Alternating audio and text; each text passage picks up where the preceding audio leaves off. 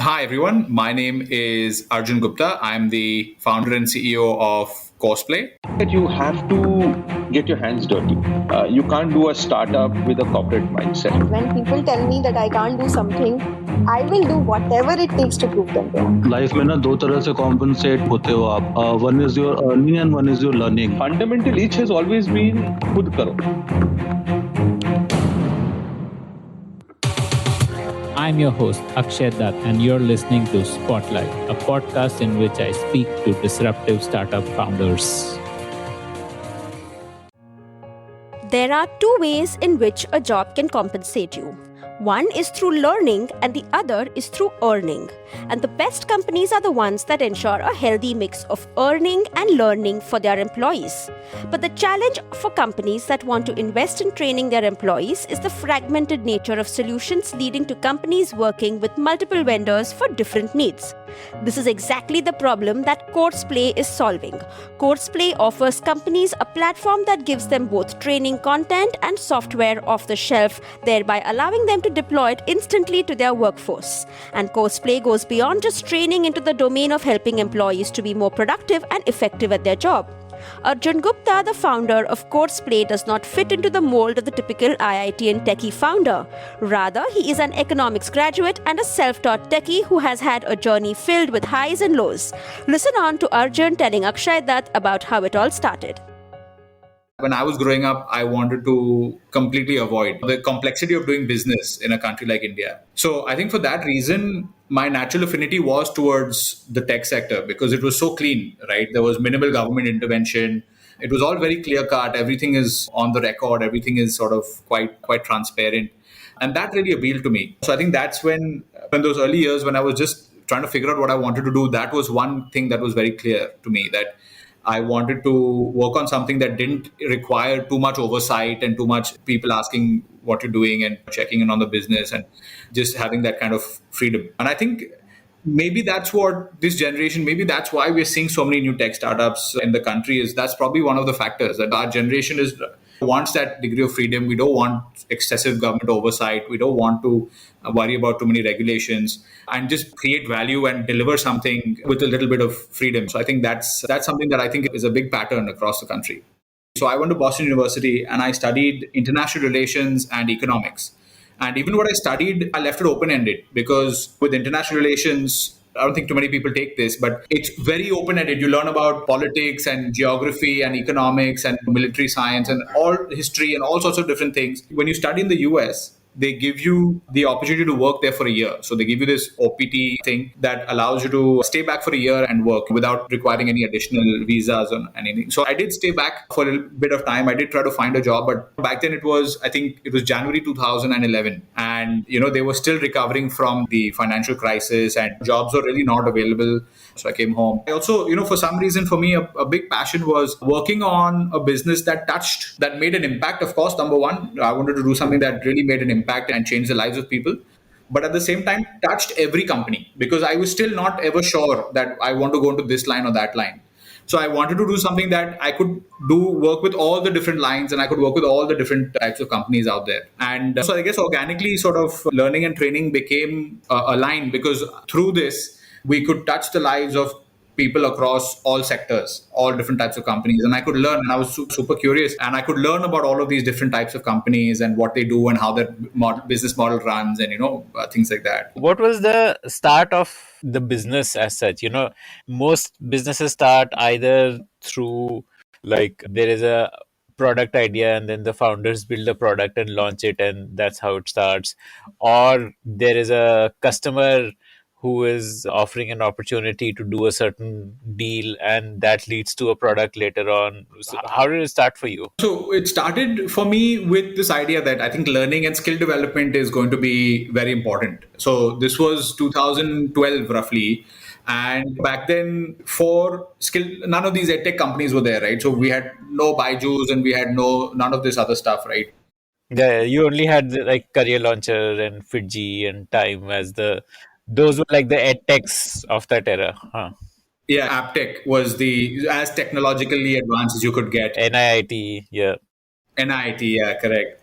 So that was the time. And I realized that something to do with skill development at scale is going to be the key for us. And the big thing also was coming back from the States. Everything in the States, these guys, they got it right. They got it right the first time. And the level of quality that you got was very high in all across the Western countries, right? In India, it was much more jugadu. It was much like chalta hai kind of attitude, and the focus on no, you have to get this right was not there so much. And you see this throughout the country. You see this in the quality of roads. You see this in the quality of service. You see it everywhere. So for me, it was a matter of how do we get there, and the answer was with skill development. We have to, and it's a poor country. How do we sort this out? It has to be at scale. It has to be a tech solution. So that's sort of the seed, right? That it just bothered me that why is there rampant illiteracy? There's so much scope for us to grow. It's just a matter of knowledge sharing at scale. So that's sort of where the entire story started off. And it had to be B2B for me, because dealing with consumers was a very scary idea. Dealing with marketing and the fact that you don't know, at least in the initial days, how the market is going to treat you. But with businesses, with the B2B, you got instant feedback, right? Do you like my product? Okay, are they moving it forward? You get that instant feedback, and that was very reassuring to me. So skill development in the corporate sector sort of became the starting point. Within that also, there are many spaces, like you have these companies like this Franklin Covey and Wilson Learning and some of these which do soft skill training. And so was that the space, or like what exactly did you want to do? Yeah, when I started this, it was called My First Venture. And the funny thing was, it was literally my first venture as well. And I just jumped in and I said, okay, let me see if I can help. I have no clue what the big companies do and how they do it. So let me start with the entrepreneurship story and come up with some kind of an academy for startups and entrepreneurs and things like that. And I got very involved with NASCOM and TIE and all of these organizations. And I met all the top universities, talking to their business school professors, and okay, how can we put something together? And I created a portal and everything. And then just then is when Coursera launched. And Coursera did all the top global universities and for free. And that was a big sort of hit, because I realized there's nothing, you can't compete with free. No matter what I do, right? You cannot compete. And that became a kind of turning point. And I had to decide at that point. And I remember. But the version one was to sell a course to B schools for developing entrepreneurship.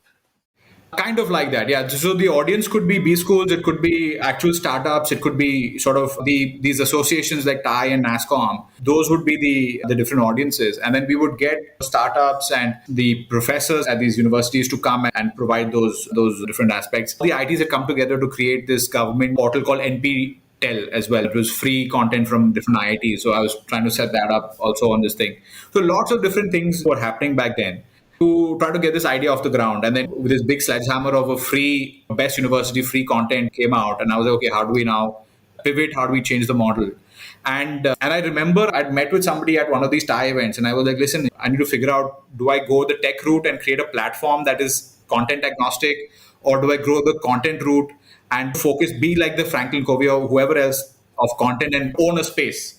Right. And I remember having that sort of internal dilemma. And then that core tenet came back that, look, if we do content, we have to keep refreshing it, but at the same time, you have to keep selling it. So every year, we have to sell it again to the client, because they may or may not have a need for it the next year, because they may have a different requirement the next year. So you have to keep selling it. So the sales is not scalable. There's a very high marginal cost of sales. At the same time, I would have to commit to a certain sector and say, okay, I'm going to be the king of this kind of training. You cannot train for everything. And I didn't want to make that choice. So even then, and this became, I think, 2013, 14. So even then, I didn't want to make that choice of committing to one sector. So I decided that, okay, we have to go down the platform route. And then the concept of LMSs also started coming out in India, learning management systems. I started to do that. And then that's when Courseplay just started to get its sort of legs and started to sort of develop as a concept that we'll have a platform, let the content, because now with Coursera giving free content, why should any content I create is going to be benchmarked against that. So instead of competing with that, let me work on the platform. I'll take the Coursera content and I'll give that to the clients, right? Of course, we never ended up doing that, at least not until much later, because we have now a partnership with Coursera, but we didn't have that back then. But that was the idea, right? That let any content come. Let me not have to be worried about the pricing of the content, because clients will always say that I'm getting this for free. But the platform will never come for free, right? So the platform that allows you to do all of these things deliver the training and understand the impact of the learning and things like that was then the decision. Like this would have been like a user generated training content platform, like a YouTube for training, like where people can upload their own. It could be, yeah. We kept that flexibility. So we said that, yeah, if clients want to upload their own content, they can do that. If they want to buy something from somebody off the shelf or have it made custom, they can do that. So let the clients choose, right? Let us not sort of pigeonhole ourselves or dictate what kind of content. And that's sort of how it started. And it took a year, and I had no clue. I had an economics background and international relations background, liberal arts background. I had no clue about tech. While I'm talking to clients, I'm also like Googling what they're talking about because I had no clue what they were talking about. And then slowly I started to learn. I became a techie myself, cloud architecture and AWS, all of that I sort of taught myself. I had a shoestring budget. I wasn't able to spend anything. But still I needed to have servers and I needed to sort that out. But server admins are very expensive. So I had to teach myself. Developer, I could still squeeze, and I had one developer back then, but I couldn't afford a server admin. So I had to sit and teach myself how do I set up a server and how do I make it scalable and all of that. And I got certified in, I think, 2019, December on AWS. So I've become a techie now, but it was a rough journey, initial first few years. I want to understand that launch product better. Were you selling an LMS product which companies can, like a SaaS subscription, you subscribe to it and then you have an LMS for your company and all your employees can be trained on it? And or were you building a platform like a Coursera or a Udemy where people can upload their own content and start earning from it, like a YouTube approach where creators, like a platform for creators to upload content, find an audience? Like what was the play here? Was it a SaaS play or was it a platform like a user generated content platform? It was always a SaaS play. Back then, Udemy was there, and they were doing a fantastic job. So I was like, look, I don't want to take panga now. I already did it once with Coursera. Now, again, I don't want to get beaten by Udemy. So let me explore a space that's a bit more blue ocean, that's a bit more sort of greenfield. And I hated the phrase LMS. From day one, I always hated it. Even today, I hate the phrase LMS. And so I never called it an LMS. But let's be honest, when we started on day one, the first version of the product was an LMS. And this was like a SaaS, like you were selling subscription to it, you had like an annual licensing fees for using it, or like what was the monetization? Yeah, it was. So back then I wanted to keep it super simple. So it was just a one-time flat rate for the year. And I had no clue how to price it also. So when we first launched it, my friends and family got a couple of beta accounts. My first check was for 9,000 rupees. It was from a company called Sankalp Energy. It was a solar energy company based out of Delhi. And they were doing a fantastic job. And we were helping them train their team on installing the solar panels and learning about how does solar energy work and all of that sort of stuff. So this was like like an onboarding tool for them. Like when they hire a new employee, then that new employee can learn, and probably their employees would have been all over the country. So they needed a digital solution instead of a physical solution. Absolutely. And I think their model, they were also doing that. They relied also on a lot of partners back then. So this was, I think, second half of 2015. And they relied on a lot of partners, and they also wanted to onboard those partners on how does the company operate and how to do the various tasks. So they used it for that. I don't remember the number. Maybe it was 100 users, but 9,000 rupees is what that was the first check that I got. And then kept learning, kept building. And the product at that stage would have been like a traditional LMS approach where you can create a course and then create chapters, and within each chapter you can upload a PDF or a video, and then you can create a quiz, and then people progress through it, and there would be a dashboard to see progress reports of various people doing the course, like all of those standard LMS features. That was the first version. Yeah, exactly that, actually, exactly like that. And the person who I was in touch with in the company also, she kept saying that, listen, I've searched far and wide and I can't find anything like this, and you've made a really good product. It really solves a need for us. So that gave a lot of confidence that I've stumbled upon something and I've built something that has value and that people need and that companies can really benefit from. And finally, we launched properly in Jan 2016. And this was with our first client, proper paying client called SpiceJet. That was a big deal. And I was struggling a lot to sell, and there was a lot of work was going to sales. With SpiceJet, it was quite effortless. They knew exactly what they wanted. And their IT team, I'm still impressed by the team at SpiceJet.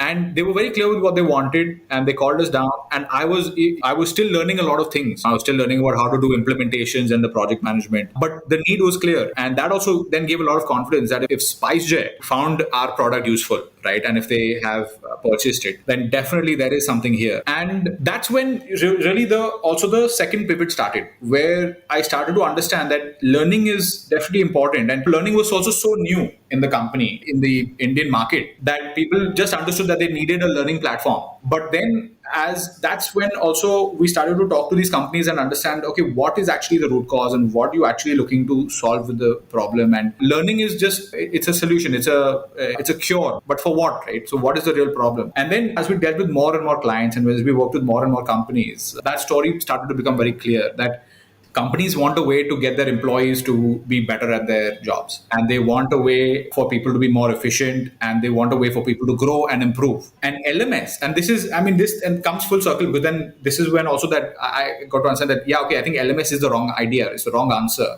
because LMS is really not what companies actually want. They've been convinced that they need an LMS because that's what everybody talks about. But actually, they want a solution to help their employees grow. And throughout, even now, there is no clear terminology for that, because the idea of LMS came from schools, right? So back in the 80s and 90s, schools needed a way to track the learning of their students, the homework assignments, and what kind of learning they're doing, their quizzes and all of that. That's where the LMS came from. And the corporate sector just adopted it, saying that, okay, we have no clue, we'll take this LMS and we'll just do this in the company because we don't know what else to do. And that's sort of what has happened in the corporate sector. That's when the seed of the idea started, that it's not just learning, it's about the employee growth, right? So the pivot did not come because it did not come from my side. It did not come that, Arey, this is not working, we need to change direction. The pivot came from the market, that LMS is not the total answer. People started asking you that, okay, I don't need only a platform, I need content also. Like that was what people were asking you. They were saying that, they were definitely saying that, but they were also saying that, okay, we've heard of LMS and we understand the concept of training, but what about the impact? How do I know what is actually happening on the ground after the training has happened? And many people would tell us about that, right? That what about, because they would say that, yeah, okay, learning is great, but what happens beyond learning? What happens with the actual performance of the employee? Because I'm spending so much on this training. Ultimately, how has that impacted their job? We don't know, right? I have the best LMS in the world and they are not able to answer this question for me.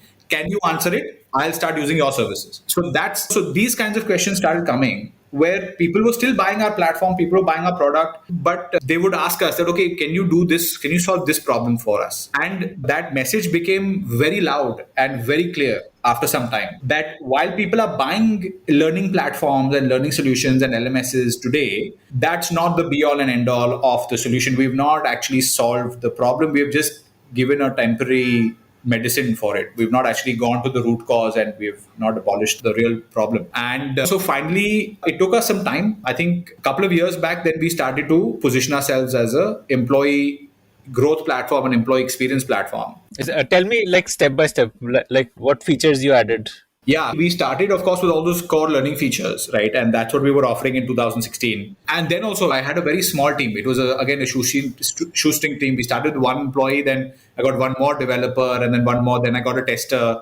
Initially, my devs were only doing the testing themselves, and I had no clue. There was no documentation. It was all verbal. Like I would tell them, because I had also no idea what the hell I was doing. So I would tell them verbally that build this feature, make it look like this, and I would like draw it on paper or something. I would tell them just do it, and it was all very sort of haphazard. And then once we got our first few clients, then the team started to grow, and then I got a testing person, and then and in fact, the first person we got on our QA team, she's still with us, and she still works here, right? And she's seen that growth firsthand of how we became this company that had no clue what we were doing to now something that we at least we have some idea of what is going on. Same goes even for our UI UX head. Gauri does our QA and Hemant does our UI UX, and they're still with us. And they've seen this firsthand, and they've seen the kind of growth that we've undergone as a company. And so once we did the learning features, that's what I was asking you, like feature by feature. So first you had the tech of managing learning, the workflows, learn, do a quiz, move to next chapter. So from there, how did the product evolve? Then, so we started looking at customer requirements also. So we had a vision of our own that we wanted to make a system that sort of became like an employee sidekick, that became like your coach in the company that would guide you of what kind of training you wanted. We had that vision. But then, how to do that and how to execute it, we were trying to still figure that out. At the same time, clients were bombarding us with feature requests that ye bhi banao, we want this feature also. And that hasn't stopped. Like, give me examples. Like, Some basic stuff like login should not just be based on a password. I want a OTP login, or I want the ability to track skills in addition to my training. I want a discussion forum. I want to send out announcements. I want certifications. It kept getting more and more fleshed out. Even today, we get a lot of feature requirements for the learning side of things. So that's a never ending journey. And that's also something that I realized. Initially, we started off, I had outsourced the development, and then that failed miserably because a tech company you cannot get by outsourcing. And even all the startup founders I speak to, if I hear they've outsourced and a tech company, I say, listen, you make a mistake, bring it in-house. That's your core business. You cannot outsource that. And I lost a lot of time in working with an external software development company for our own product, right? So you can't sort of do that. So learned a lot of those kinds of things. And it was very expensive also when you're outsourcing and then you're developing these features. It's super expensive, right? And every time you want to make a change, you can't do it. It's a whole process. So all of that was also happening side by side. And then, all these different types of features would keep getting added, and then the list became massive. The list would just get longer and longer. And so we just tried for 1-2 years. We were just building out as much as we can of the features requested by clients. And we were slowly growing our client base. And I was the only salesperson back then. So I was doing I was doing everything myself. yeah, obviously. Yeah. So the two people that were there on the team said that, okay, you're like the chief everything officer. That sort of stuck with me. And for the longest time, that was there on my business card, chief everything officer, because I was sort of just stuck doing everything. And as a single founder company and as somebody who hired the junior guys first, because I was super bootstrapped, that was probably one of the biggest challenges in our growth, right? Because everything sort of just came to me. Literally everything came to me, right? So for the first few years, even up to probably 2017, literally I was just handling sort of everything, customer support, other than probably software development itself. I've done every job, including HR and everything I've done on my own, right? And that I started to see that was impeding the growth, and that was sort of, everything was sort of getting stuck on me. Luckily, at the same time, we started getting some more and more clients from bigger companies. In December 2017, Amazon came in. So that gave me a lot of confidence, gave my family a lot of confidence. I was able to put in a little bit more money. These were the delivery associates at Amazon. So the whole network of delivery boys across the country came on with us on Courseplay. Amazon India, we got in touch. It was through a partner of ours, and they saw what we had. And even back then, the market was so nascent that tiny, young, small company like ours was able to have a conversation with Amazon. That enough was for me a privilege, and I was so excited. I was like, I just couldn't believe my ears, right? It was the largest company. I think it probably still is the largest company in the world. And they wanted a team that was sort of quite agile, young, able to sort of make changes for them. And so it was a good match. And that helped in also getting a little more support from my family, growing the team out a bit more. And so that was a very interesting journey as well. And we were already, by then, we were working with companies like Mothercare also. And these guys were in Indonesia. We were working with some really good companies already back then. And those features were still growing, right? The real explosion of features came with Amazon because they gave us a lot of inputs. And also I started to realize the importance of the kind of learning that has to happen in the blue collar market, because that's just probably, if not more important, just as important as the white collar market, and those are very different. Amazon wanted it for blue collar, for like the warehouse and logistics folks here. Yeah, that's right. So to start with, the delivery associates across the country, and that was a tremendous project, and so much learning happened. And we're still working with Amazon, and we're so lucky that we have, and so happy and so delighted that we have a client like them, because we've learned so much. We've had the opportunity to also deliver such value for them. And so that was a big part of our journey. How did the product evolve due to the Amazon deal? What changes came in? So they brought a lot of requirements coming from that blue collar side. So multilingual learning was a big thing, right? The mobile app, the interface. I mean, we spent so much time with them simplifying the interface because the audience was finding it too complicated. So that was the ultimate battleground for us. That was the ultimate sort of, if this audience can get familiarized and be comfortable using our product, I've got the UI, I've got the interface sorted, right? Then nobody will tell me. And today we get that feedback that you guys, your interface is so easy, your mobile app, we don't even have to train them. They just have to open the app and they instinctively know where to go. And to a very large extent, that's thanks to this client.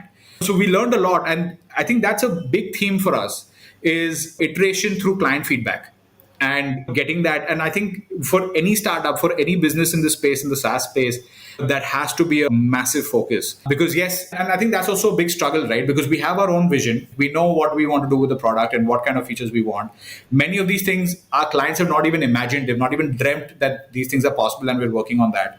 But at the same time, the clients have this a never ending list of features and ideas and things that they want that are going to make their jobs easy. And then as the CEO, it is that constant struggle that how much do I look at my product with my vision and how much do I look at delivering what the customer wants, because my vision is going to fuel the growth and people are going to see what we're building and they're going to love it. But at the same time, if I'm not making customers happy, they want something that's easy to use, and building out those features for them is going to be a very important, because we're doing it for them. I mean, that's why we're in the market, is to delight our clients.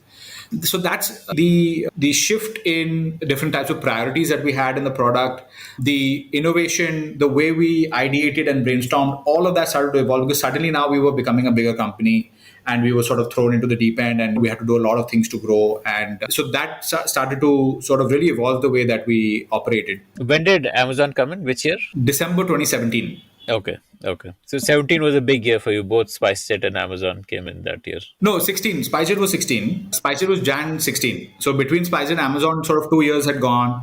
We had we were bootstrapped and we were just organically growing the business, growing the product. A lot of focus was on, okay, what kind of features we need to build, and the spending was all going in product development. That pivot also, the shift from product spending to sales spending happened last year, probably to the 2020 or 2021 is when the shift started towards sales rather than only on product, right? Because I was never satisfied, and I kept saying that I want the product to be more mature. I want to get more client feedback, build it. Now that we've understood the story is about employee growth, I have that confidence that, okay, we've reached a level where I can now put full-fledged force into the sales team, because we've got something now that is quite special, that's quite unique, and that I can sort of quite nicely sell. I'll take you through a few more features that we built that really started to change the way that we looked at this space. So we looked at things like performance. And this was a requirement even from another client of ours, Carrot Lane. And so we were talking about, okay, how do we actually show the impact of training? And one of the ways is we capture the performance of the team, and then we look at how the performance is growing over time. And then we have the training data already. So we can see that, okay, this person has trained a lot and the performance is improved by this much or that much. And we can actually show that correlation. And then clients were loving that idea. They were like, oh yeah, this is fantastic. You're able to show me the impact of learning. But how would you capture performance data? The clients would upload KPIs. So they would upload the key targets and the key performance attributes and things like that. And then we would capture those scores, right? And then we would have a weighted average. Every KPI had a weight. We would take that weighted average. We would get the performance score. And we were then able to show how the performance was changing over time. Another feature we did was the coaching. Our client said that they want a way to capture feedback that a coach is giving to the employee and track that over time and see, okay, what is the person good at? Where can they improve? And capturing that kind of feedback. So we looked at coaching then. And then we had another client tell us that we want mentorship. So we want to be able to connect our employees with a mentor. But our company is so big, we don't have the time and the scale to do it. Can you figure out a way? So we created almost like a speed dating app that you can sort of upload as a mentor. This is what I can offer you. This is the time that I have. And then as a mentee, this is what I need. And then how do we get connected? So like speed dating within an organization. Yeah, exactly. Within the company. This wasn't, even now, we don't open up the platform to outsiders. We're very strict on information security and data controls. And that is quite sacrosanct because there's a lot of confidential data also that clients sometimes share, and we have to make sure that it's protected. So yeah, these features would sort of keep coming in and we would keep working on them. We've worked on things like action lists so that you can track your tasks also here. So for example, like on a daily basis, like a daily to-do. Your daily to-do, yes, absolutely. Your onboarding task, your onboarding checklist, your exit checklist. Maybe you're on a performance improvement plan, what all you have to do for that, and you can track it. So we kept building these out with a laser focus that does it contribute to the employee's experience in the company? Does it improve their experience? Does it make them better connected with their company? Does the company get to understand their employees better? If yes, build it. And we built all of these features with that very clear expectation. We would integrate with a lot of content. We started looking at content partnerships, because then clients were like, listen, you're doing all this already. Why don't you only tell us what content we should get? We can't sit and look in the market. So we said, okay, we'll do that also. The product has grown with me saying yes to whatever the client throws at us. We've always said, yeah, okay, we'll figure it out, we'll do it. We'll figure it out, we'll do it. That has brought I think, a lot of pressure also to our team, that we've got so much on our plate. How do we handle it? But at the same time, it's one of those stories, right, where like all this pressure then creates the diamond. So I feel that's what the story is like for us, that all this pressure has created this product that is quite resilient, that helps companies do a lot of different things and solve some really big problems. If you like to hear stories of founders, then we have tons of great stories from entrepreneurs who have built billion-dollar businesses. Just search for the Founder Thesis podcast on any audio streaming app like Spotify, Gaana, Apple Podcasts, and subscribe to the show. I want to understand how you plugged in content. So would you, like, for example, have gone to like a Franklin Covey and told them that upload your videos or sell your videos through us? I'm assuming this would be some. That was the first step. That was the natural first thing to do. And I got shot down pretty quickly. And I sort of learned a few things about content very fast. And number one is that anybody who has content that has a brand value is not going to give you that content no matter what you do, right? So that was the number one lesson, that, a Franklin Covey, any kind of coach, any kind of trainer, they are not going to give you your content. Their understanding is that their content, their brand has value.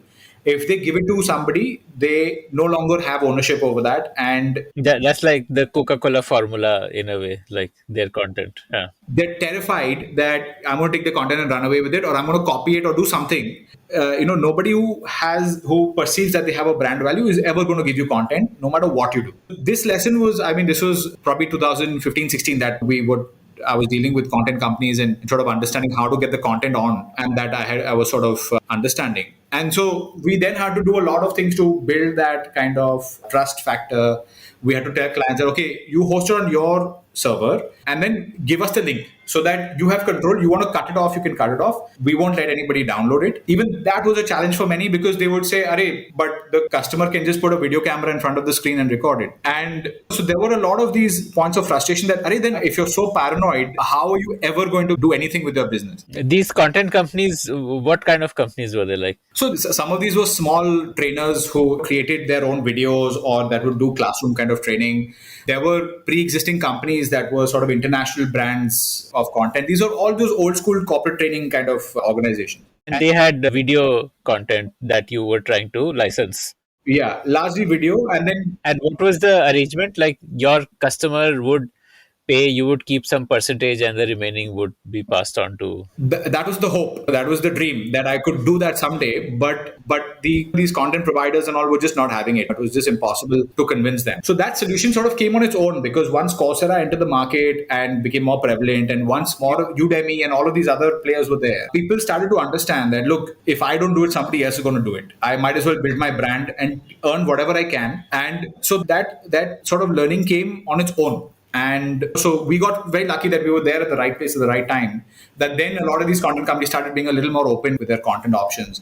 At the same time, we started working with other content companies that already knew how to do this, and they were selling in a format called CORM, which is like this e-learning format that allows you to host the content on your own server, but it's highly interactive and you can still offer it to clients. And then so the more sophisticated content companies were doing it in that way. So over time, as we matured, the market matured, it became easier on its own to look at content. And the deal is this, like revenue share. You don't pay anything upfront. Yeah. We couldn't also, and we couldn't afford to do that.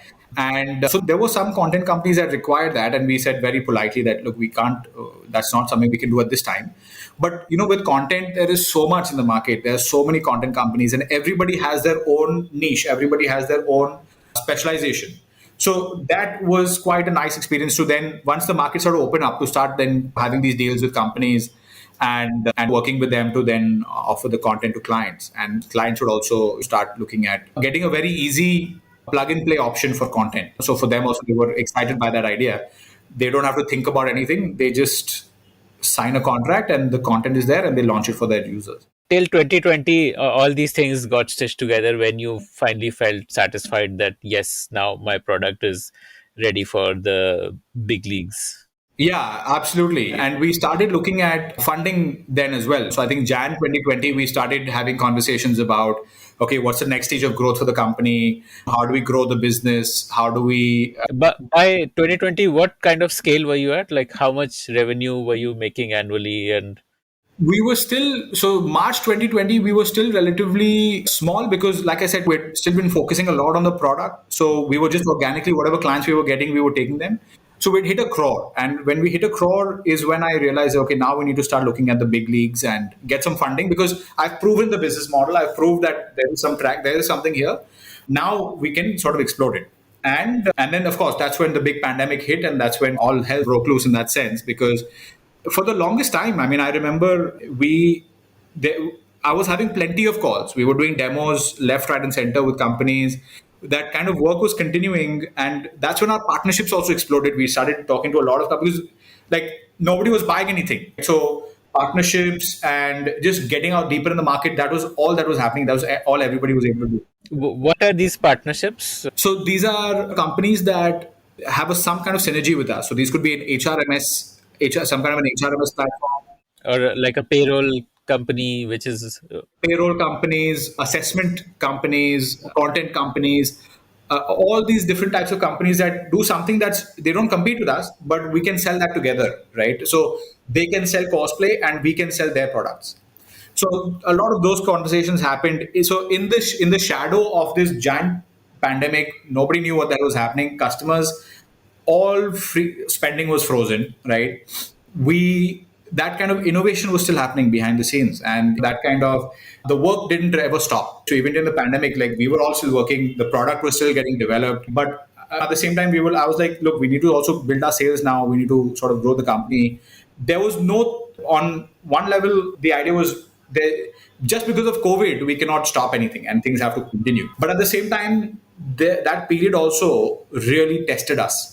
I remember having some very difficult conversations about what is the next phase of the business. And I still have that unyielding faith that we have something here. This is a product, this is a company, this is an industry that is growing big time, but cash flow was a massive challenge. We were very lucky that for those few months of lockdown, new deals must have stopped. altogether. And it was a very funny paradox. New deals stopped fully for maybe 9 months odd, right? Nobody was buying anything. But our existing clients were through the roof. So that spending that they had on In terms of their engagement. 3x. Oh, okay, spending. Okay. Like, were they giving a flat fees or was it based on usage? It was based on usage. So there is a flat fee for the year. And then if you cross the threshold of usage, then you pay more. And how do you define usage? So we have two models. So one is based on active users in a month. So users who are, if you're logging in, you're an active user, we charge you for those active users. The second is just a flat fee for the size of the company. What happened is that many clients had the same size, right? So they had the same size, maybe 1,000 employees. They didn't increase the number of employees, but maybe where 500 users were logging in, The monthly active users. yeah, the active users skyrocketed.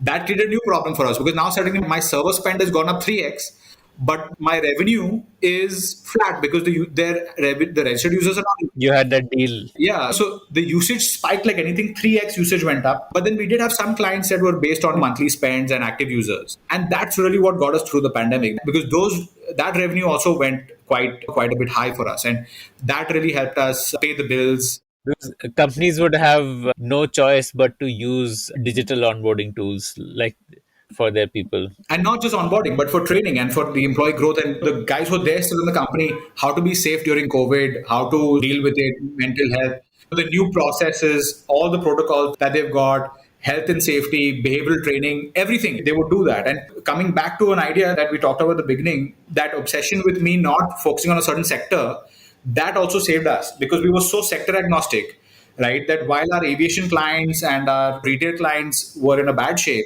But our logistical clients, our clients who, finance, they were doing well. And that really saved us because those payments were still coming through. And I was really proud of the fact that we didn't have to cut employee salaries at all. So there were delays, yes, we had to delay salaries, but I was hearing about other companies, 60%, 80%, they were only paying salaries. We were paying still 100% salaries throughout, right? Throughout the pandemic, we were doing that, but they were delayed. But also the strength of our team also came out, that they were also like, yeah, look, we have bills to pay, but we understand these are hard times, and we are going to stand by the company, and we're going to still work just as hard. And whenever you can clear those payments, please clear it. And the second, I didn't take my salary at all that entire time.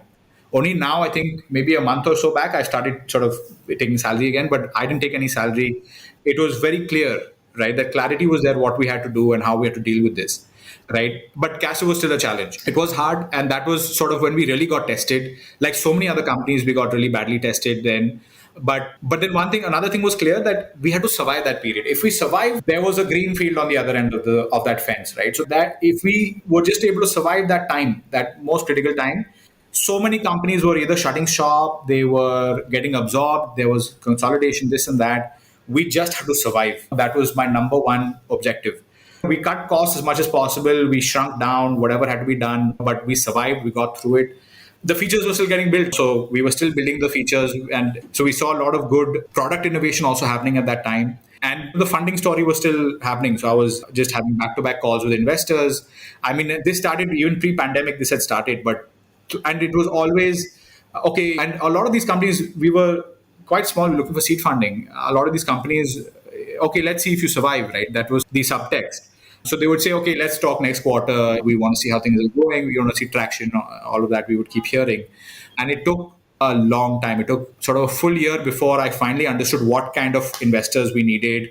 And then one of the things that became clear to me was we needed angel investors, not a VC house. And even when we speak to these investors, make sure that they are looking at a company that is the same size as ours, looking at ticket size that we're looking at, because it's so easy to just get caught up in this investor thing and have all these calls. But then each time they're looking at pre-series A level or series A level, and then that takes such a hit on your motivation.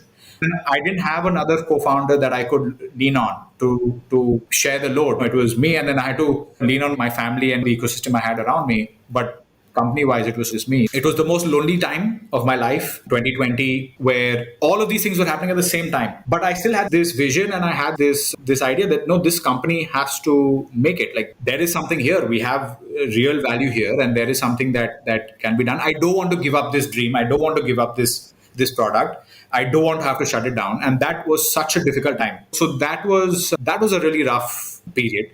But then we got through it. And so the guys that are there with me today, that were there throughout that pandemic, I'm so from our team, I'm so grateful for them. Their strength and courage, their faith in me got us through this whole period, and their understanding, their patience was what has really made the company what it is today. Even in 2021, there were a lot of these false starts with funding, because we would talk to investors, and things were going well. And then that damn second wave came, and that came at such a wrong moment. In March, we were literally like that. We had a term sheet. We had on the phone accepted the terms. Okay, I'll sign it tomorrow and I'm going to send it to you. And tomorrow was like, all hell is broken loose now. This wave has happened. We can't sign anything. You got to wait. But that gave me a lot of confidence that, okay, still I have something and we can't now back down, right? So that gave a little more fuel and sort of pushed a little bit more. And then also something very magical happened in 2021 is we started to find that we were cash flow neutral.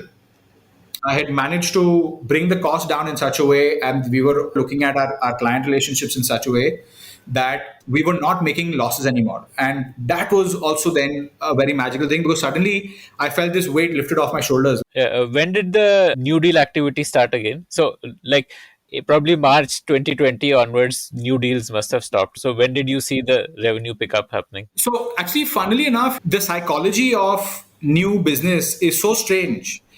I could say that in 2020 we got hardly any business, but then when I look at the numbers, we got, I think, 14 new clients in 2020. 2021, it was a similar story. It's a funny thing where, it feels like you're stuck. It feels like you're stuck at home, life is on hold, nothing is happening. Let's wait the hope is there, okay, anything big we have to do, let's wait till after the pandemic, right? But somehow work was still happening and deals were closing, clients were coming. The size of clients was very different because 2020 it was a lot of very much smaller deals, but we were still closing clients, we were still getting business.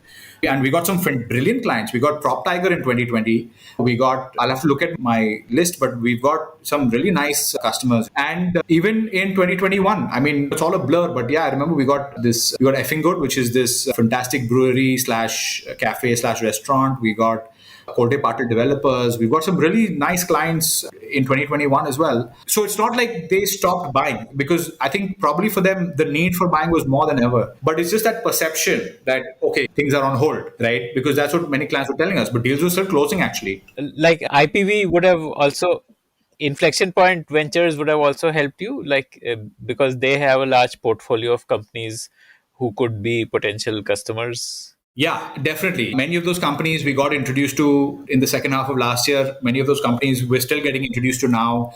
It's not just the startup portfolio, but even their investor portfolio. So we're dealing with a lot of their investors, and the companies that their investors have are now understanding, oh yeah, these guys are doing some incredible work. Let's see what they're doing. So we're seeing some really good traction there as well. And I think that as a B2B tech SaaS play, having the first investors be angel investors has been a boon for us for that reason. That the angel network, you're able to suddenly get exposure to all of these companies. And every single one of our investors, every single member of IPV is rooting for us and they want us to succeed. And they're giving us those opportunities that otherwise may not have been there. So that's also a recommendation to other budding entrepreneurs out there, that if you're looking at the B2B space, working with an angel network really helps, because you get access to their entire sort of network, and that can really help take the company to the next level. And so that's what's been happening here, and that's also been quite helpful for us. What will you use the funds for? Like to build up your sales team basically now? Sales is number one. Yeah. Because now we know how to sell. We know what we're selling. We know the pain point. We've understood the customer so well that it's just a matter of scalable sales, a predictable revenue, as they say. That's what I'm working on. I'm very lucky that we've got a new VP sales who's leading the team, and he's sort of running the show for our sales team. The sales team is going to grow like anything, and where I had probably 2 sales guys in 2020, we'll have probably 10 sales guys within the next 1 or 2 months. We're growing sales like anything. And of course, the product. What is your average value per customer? So average value, average order value? actually growing really fast. So at the beginning of last year, at the beginning of 2021, it was roughly 3.8 lakhs. And now it's gone. I think it's just crossed 4 lakhs. We're hoping it'll reach roughly 6-7 lakhs by the end of this. Because as we grow, also the size of clients that we're working with is also growing. The amount of business we do with them is also growing. So for those reasons, we're looking at a higher. So this is not really an SME product then, right? I can't imagine SMEs spending this kind of money. SMEs won't spend 7 lakhs. This is more of a corporate. It's like a product for corporates. It's like an enterprise product basically. It is an enterprise product, and we work with many SMEs, and we really enjoy working with those clients. And we'll always work with SMBs. I think there's tremendous growth to be seen from the SMB market. But our target is the enterprise space where they have 1,000 employees or more, because that's where the scale really kicks in, and that's where we can really make an impact. And there are so many companies I speak to that are smaller, and they say we get by with Excel. But when you hit a certain scale, you need a Courseplay, and you need to look at not just for the scale, but also looking at employee growth for your team and giving them personalized suggestions of what kind of training they need, what kind of focus they need to have, what do they need to work on, what are some behavioral tips for them that they should work on while they're selling or while they're working on the field. So that matters at a larger scale a whole lot more. In a smaller company, your leaders are right there with you to guide you and to help you. But in a larger company, that sometimes becomes a challenge, and you need a platform like this to help systematize it.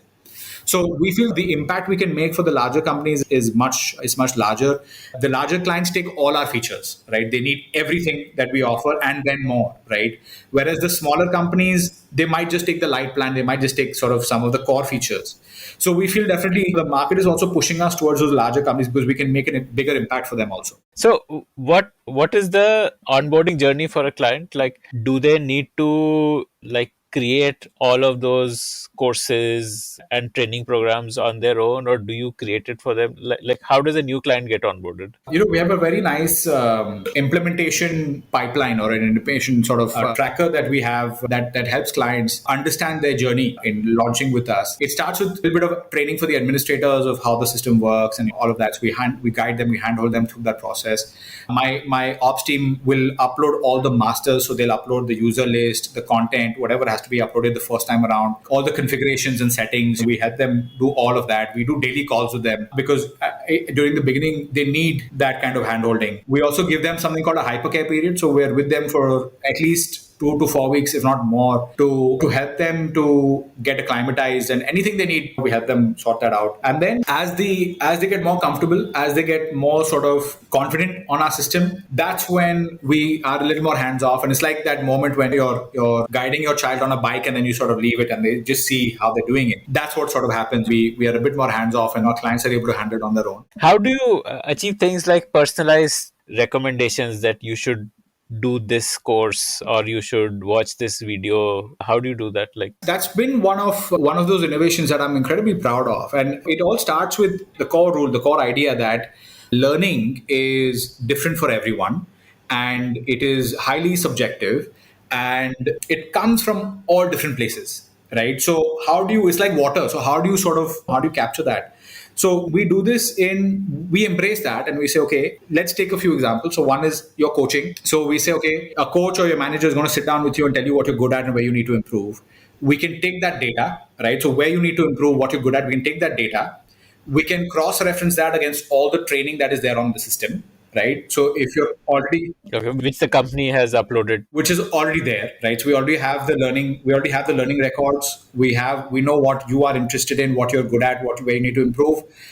Let's correlate that and then display those courses where there is the maximum scope for improvement. You have like a fully functional performance management system through which you can identify what are the gaps. Yeah. So coaching was one example. Performance is the next, where we look at your performance. We see where have you missed your targets, right? What are those KPIs where you've missed those targets? What are the skill sets and that are associated with those missed targets? And therefore, what is the learning you need to do? The same thing goes with your individual development plans. What are the core things that you want to work on for yourself? And what are the learning programs that are linked to those core ideas? Your competency evaluation. So what are the skills that you need for your role? What are the skills that you have? And then what are the skills that you need? And then those skills that you need, what is the training? So where we go into all of these different directions, right? So we look at every little aspect of your job, of your role, of your experience in the company. And then we say, okay, as based on this data, what do you need, right? What can we get you? And then we fill in those gaps, right? So that's how we do it on Courseplay. What percentage of content is uploaded by company and what percentage do they buy from your partners? Like you are also now selling content through your partners, like through those licensing arrangements. So like what is the split for a company? Like, I'd say it's probably spread down the line because there's so much content that companies already have. They've got these in-house resources. And as companies adopt a platform like Courseplay, that excitement to create something of your own that you can then share with your team is also growing, we found. Right? So we find that there is this increase 1 or 2 months after Courseplay is launched. Suddenly there's this influx of in-house developed content because managers and leaders in the company are saying, oh, this is pretty cool. Let me simplify the training and process for my team. I'll upload a course on XYZ process. So it becomes a kind of grassroots thing that anybody can create training within the company. Courseplay becomes a kind of institutional memory for the organization. So a lot of content comes actually from within the company. So we have an authoring tool. Again, it's a partner that we sell to our clients saying, okay, create the content on your own. We'll show you how to do it. We'll empower you. We'll give you all the resources. Create this content on your own and upload it because the best training will come from within the company. And then I'd say probably 10-20% is also custom content, maybe even more because the client is uploading it. So we don't know if it's outsourced or if it's developed in-house. But a lot of it also comes from third-party content creators that is built to spec, right? So the client says, I want content to be built with these specifications. They would have deployed a consultant to build something for them. So professionally made, really crisp, nice looking, beautiful looking content. And then they have that uploaded. And then probably 30-40% is content that is off the shelf. Now, again, the client can sometimes procure that themselves from partners, and then they can come to us. And that's something that has also evolved over time, because first we start off with these direct deals with content owners and content creators, saying, okay, let us license and sell your content to our clients. Now the conversation is going towards content aggregators, where we go to one player and we say, okay, you have this full library of 80,000 titles. Let's launch this in the company. And the client is also delighted, because they're saying, with XYZ, one time payment annually, I'm able to get this unlimited library of content. I'd never have to worry about content again in my life, because whatever content I want, I just search it and it's there for me. So these aggregators, so there's like a Netflix model, like a all you can eat. All you can eat, yeah. And the value, it's the Spotify model. The value is tremendous, because you get this buffet of titles. Choose whatever you feel is relevant. And then Courseplay has so much more data to also recommend, because now we've got this massive library. So our recommendations become much more accurate, much more precise. And it's a win-win for everyone. So that's become I think that's a big innovation that has happened in the market, is this rise of aggregators. And so one aggregator will have access to this tremendous, it's either 14,000, 80,000 to 200,000 titles. These aggregators, do they have a B2C avatar also, or they're pure B2B, like they would tie up with companies such as Courseplay? Mostly B2B. Yeah, mostly B2B, because the owners, the actual content creators, they might have a B2C model that they don't want the aggregators competing with. So mostly the aggregators come with a B2B model, because they bring that scale. At the B2C level, they may not be able to bring the same kind of scale.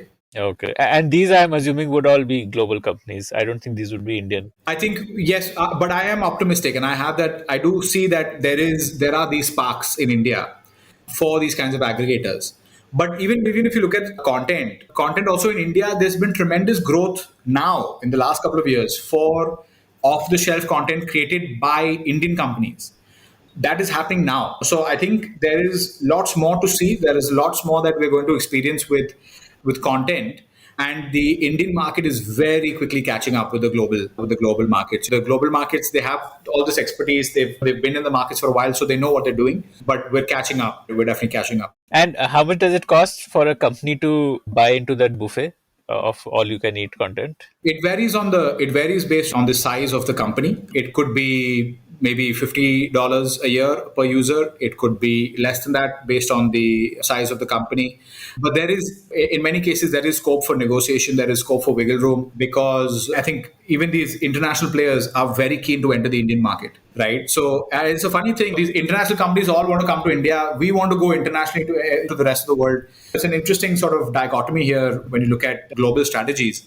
But yeah, these international companies are very keen, and they understand that India has a different kind of pricing model. We've got different rates at which can be afforded by our companies.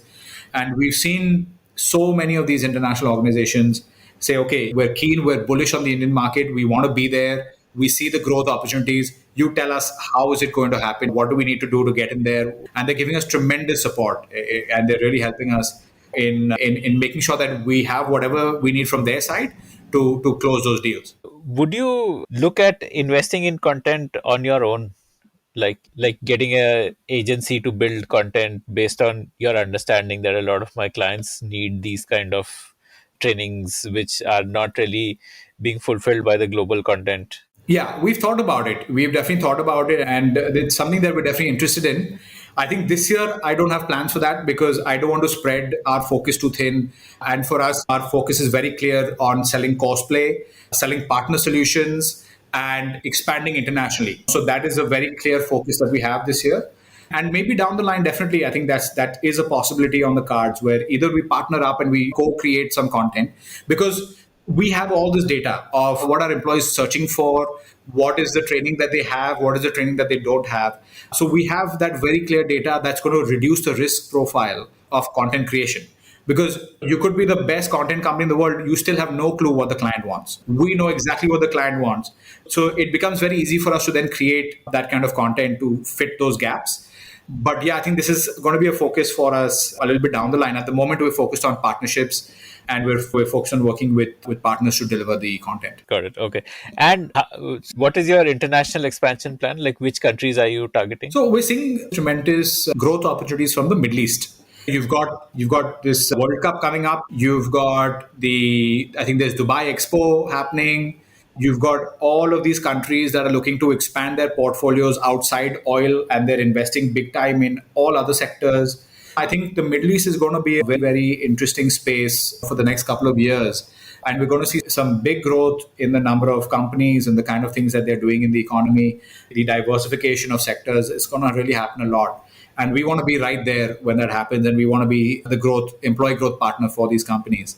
The Middle East is a tremendous market that's got a growth opportunity today, and that has suddenly become an opportunity for us. Two markets that have always been very exciting and that have always been very interesting is, of course, Africa and Southeast Asia. But they're very different. Southeast Asia is a little more developed as a market. They know what they want, and they also can spend. Africa is like India. It's still emerging. They're still not necessarily able to spend at the same rates. But the kind of impact potential that's there is probably the highest out of all. So these are markets that we're really looking at. I guess you could say that emerging markets is sort of our sort of core focus. We do eventually look at going west, the European markets, the UK market, the US market. We're very interested in. Even South America is a tremendous space. Australia is a tremendous space. Far East is a tremendous space. We want to be everywhere. I think long-term growth is definitely, we want to be a global company. But like I said, for a startup, while we are still in startup mode, focus is super important. So, whom do you see as your competitors? I see LMSs as competitors, even though I don't call Courseplay an LMS. We do a lot of the same things that they do. But then our universe is so much larger than the LMS universe because we look at so many more things, and we look at employee growth and coaching, mentorship, performance, behavior. We look at all of these things that an LMS will never do. So in a way, we do compete because we cannot necessarily coexist with an LMS for the same audience.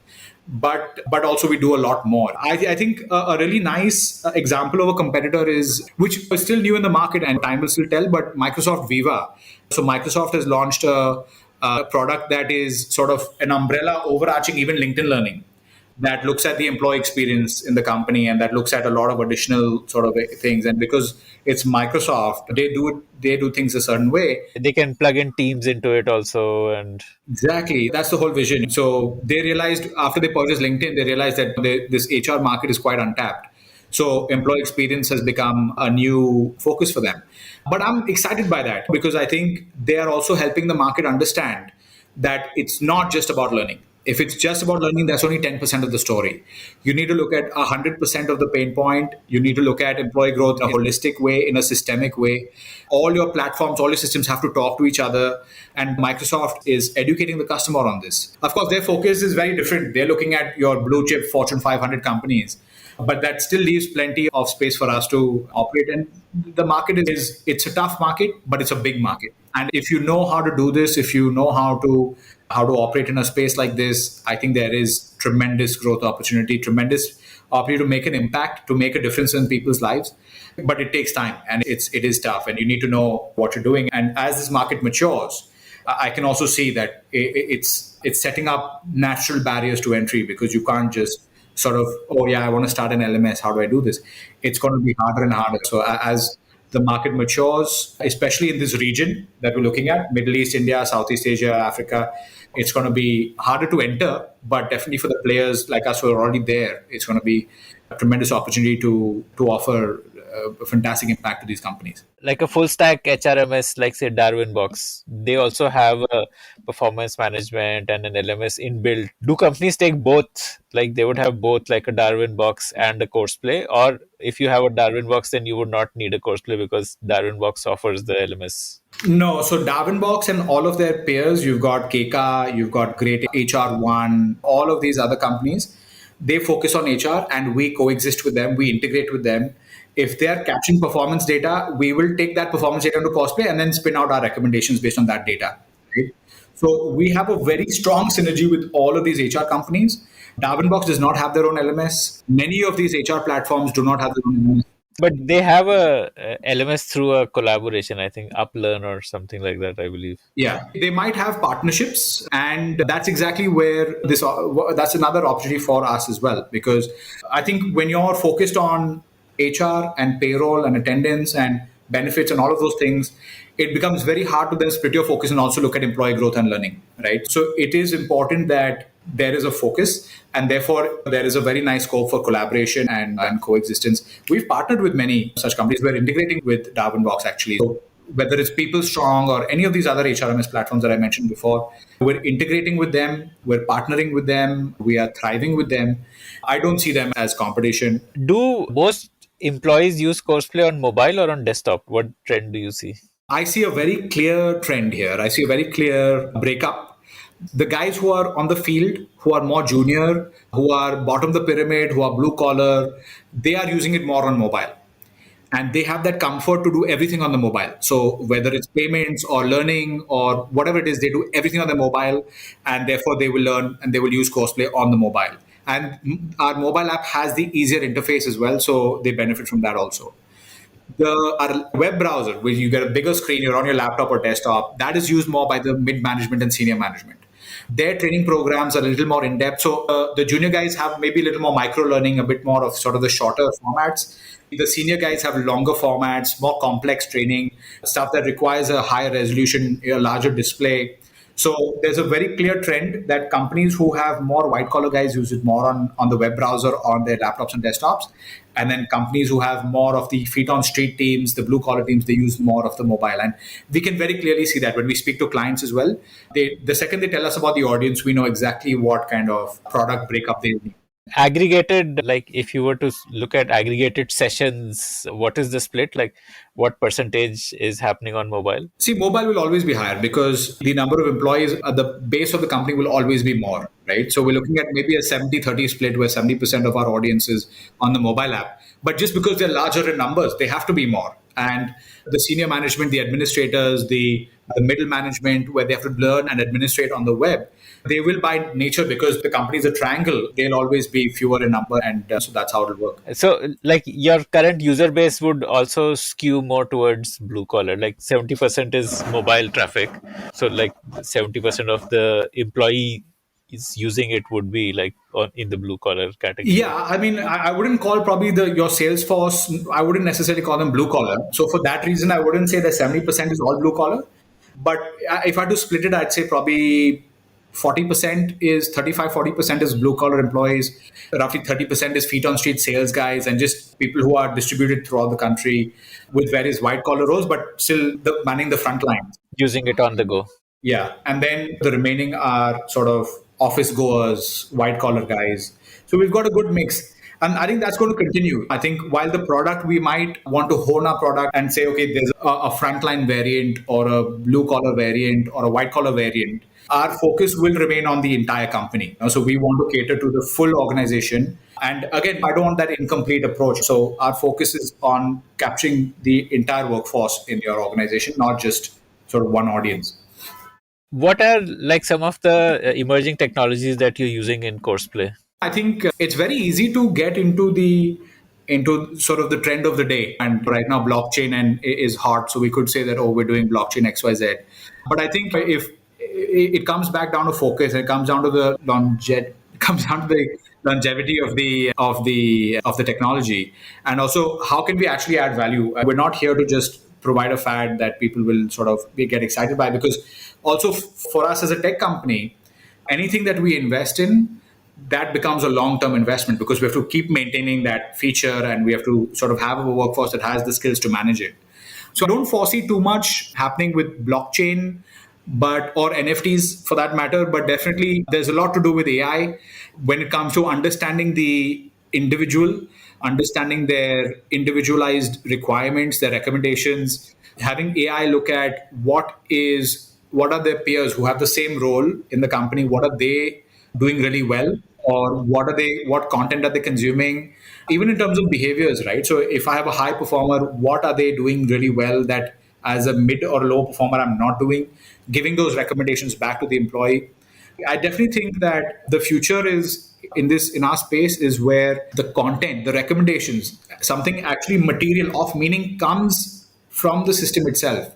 So if Courseplay is going to soon be able to then tell you not just about here's the content you need to watch, but here are the things you need to do.